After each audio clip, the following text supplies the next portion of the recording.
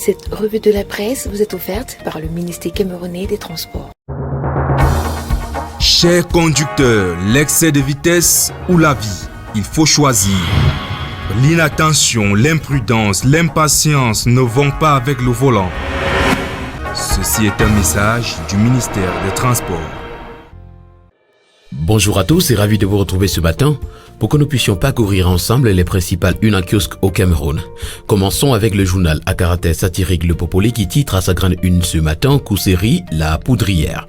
D'après l'information rendue publique par le journal, de nombreux morts ont été enregistrés à l'issue des affrontements entre Arachois, Mosgoum et Massa. Les autorités régionales sont visiblement débordées. Pendant ce temps, le ministre qui menace tout le monde se fait tout petit, nous renseigne ce matin le journal. On parle également de l'après-condamnation des militants du MRC. Comment le pouvoir piège Maurice Kamto. Et pour avoir proposé un troisième front de guerre, Richard Bonnat se fait lyncher sur la toile. Le tri-hebdomadaire du sel qui parle également de ce conflit intercommunautaire nous indique qu'on a déjà enregistré 50 000 déplacés dans le Logon et Chari. Pour le quotidien Le Jour, c'est 3 000 Camerounais qui se réfugient au Tchad. La nouvelle expression qui revient également sur les événements de Kousséri nous fait savoir que 1000 questions sont posées mais sans réponse. Le journal en commentaire s'interroge également. Comment des hommes armés se sont déplacés sur plus d'une centaine de kilomètres pour venir s'aimer la désolation dans une ville hautement militarisée. L'information est à retrouver en page 3. En petite une, on parle de la conférence des gouverneurs. Kamto hante les travaux. Dans le CAM, le sous-préfet et le chef de village s'affrontent. À Baham, retrouvons les us et coutumes.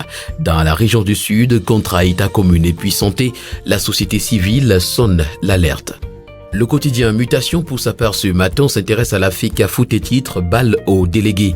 76 électeurs sont appelés demain aux urnes pour élire le président de la Fédération camerounaise de football. Seydou Bombo Djoya et Samuel Eto'o Fils sont les deux candidats déclarés favoris parmi les 4 sur la ligne de départ. Le quotidien L'Info à chaud qui revient avec cette information nous indique que selon les derniers sondages auprès des délégués, Eto'o est le président de la FICA Foot demain. L'information, vous l'aurez en page 3. En petite une, on parle des ententes sur les prix. Quand les cimenteries défient les pouvoirs publics. Lycée Leclerc de Yaoundé, le proviseur interdit l'amour entre les enseignants et les élèves. Et puis autoroute Yaoundé-Douala, les travaux de voies de raccordement sont lancés. Le quotidien Essingan nous permet de quitter l'autoroute Douala-Yaoundé pour s'intéresser à la route Zamengwe, Okola et Vodula-Monatélé. Nganou Djoumessi fait mentir Paul Biya. Alors que les études de ce projet routier promis à la Léquier par le président Paul Biya depuis 1992, bouclé en 2016, estime le coût des travaux à 30 milliards de francs CFA, le ministre des Travaux publics propose plutôt un saupoudrage en termes d'entretien confortatif et d'éradication des points critiques à hauteur de 2 milliards 700 millions de francs CFA, nous renseigne ce matin le quotidien Essingan. Dans les colonnes du quotidien, on parle également de l'incendie Bachiotaï par Manfé. Retrouvons les clarifications du ministère de la Défense. Préparatifs de la CAN 2021 également, mototaxis et commerçants déguerpis à Yaoundé. C'est également la grande mobilisation pour la sécurité pendant les fêtes et la Coupe d'Afrique des Nations, nous renseigne ce matin le quotidien national bilingue Cameroun Tribune.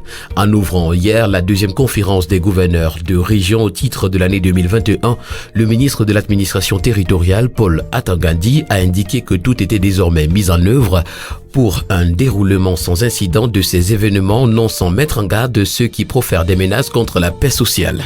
L'information, vous l'aurez des pages 4 à 5. L'hebdomadaire Le Crayon Info, qui est également en kiosque ce matin, nous présente Paul Biya comme le messie du peuple camerounais. Face aux ennemis de la République, l'armée camerounaise reste parée, nous informe ce matin l'hebdomadaire. Le quotidien L'économie, quant à lui, s'intéresse à Mounouna Foto à qui il donne la parole. Près de 8430 projets déjà financés dans le cadre du plan triennal spécial jeune. Le ministre de la Jeunesse et de l'Éducation civique a fait le bilan de cette initiative lancée en 2016. C'était hier à Yaoundé. C'était au cours de l'ouverture du premier salon international de promotion des entreprises ayant bénéficié des financements du plan triennal spécial jeune. En petite une, on parle de l'emprunt obligataire. La BDIAG lève près de 115 milliards de francs CFA sur le marché financier de la CEMAC. Destruction de la biodiversité, un rapport de Greenpeace Afrique accable Cap-Vert dans la localité de Campo. Et puis à l'extrême nord, interdit d'exporter riz, mil, sorgho. Terminons ce matin avec le quotidien de la santé Eco-Santé qui parle de tabagisme au Cameroun et nous présente cet objectif qui consiste à réduire la consommation de 30% à l'horizon 2025. Réduire efficacement la consommation du tabac et le nombre de décès liés aux produits du tabac constitue l'un des objectifs majeurs du projet Gates, phase 4 de l'Organisation mondiale de la santé pour la lutte anti-tabac au Cameroun, dont le lancement des activités a eu lieu le 8 décembre 2021 à Yaoundé.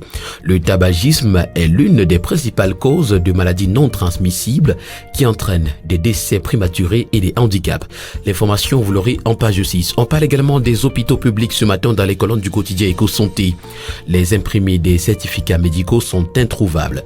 Depuis plus d'une semaine déjà, les usagers et les candidats aux différents concours officiels se plaignent du manque des imprimés des certificats médicaux dans les hôpitaux publics. L'information, vous la retrouverez en page 8. Parlons également de la lutte contre le VIH-Sida. Le quotidien Eco-Santé nous fait savoir que le bon usage des médicaments est au centre des préoccupations. Mesdames et messieurs, c'est tout pour ce matin en ce qui concerne cette autre édition, la toute dernière sortie de la semaine d'ailleurs, de la revue de la presse camerounaise. Merci de l'avoir écouté et surtout rendez-vous lundi prochain pour une nouvelle édition. D'ici là, portez-vous bien et bon week-end à tous.